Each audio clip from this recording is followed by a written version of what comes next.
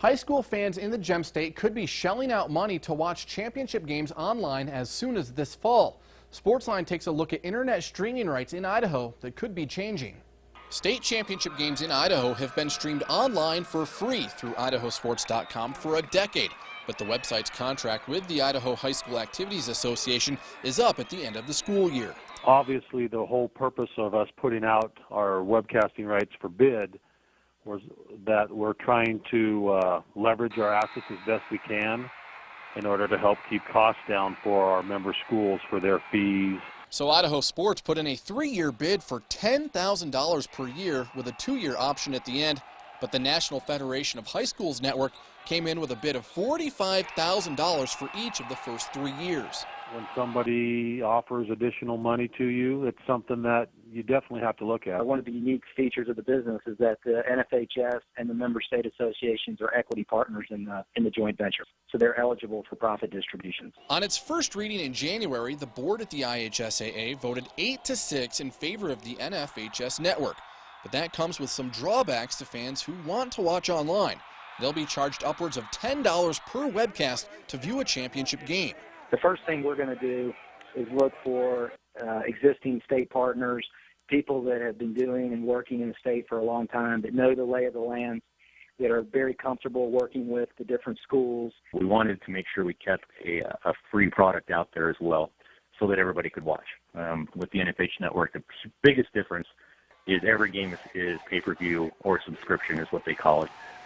So no matter what, you're going to pay. The IHSAA recognizes the fact that viewership will go down if the NFHS Network won the broadcast rights. It would be foolish for us to say that everybody who watches now will continue to watch in the future, because it hasn't happened in other states, and that wouldn't happen here in Idaho either. The IHSAA is asking either company to stream the championship games for boys and girls basketball, football, wrestling, track and field, and soccer when applicable. Kingsbury sees that as a problem if a nationwide company wins the bid. They tend to do only the games that are profitable, and games that are not profitable, they don't do. There's a few states where they're cutting down entire state tournaments because they're not profitable. We're only 3 years into the network, and while we'll broadcast 6,000 to 7,000 state tournament and championship events this year, we just can't cover everything. One of the things that we've done is we have obviously the past history that we have with the IHSAA and covering more than what the IHSAA requires from us. For example, state cheer and dance is not required to be streamed by the IHSAA, but we do it anyways. Same thing with volleyball. There are some more benefits the National Federation Network offered in its proposal. There are potential student broadcasting benefits. Schools in a particular state have access to the same technology platform that we broadcast events for an association to use for everything they do around the school. The board won't make a final vote on the streaming rights until April. That gives idahosports.com just 2 months to prove it's the right company for the Gem State.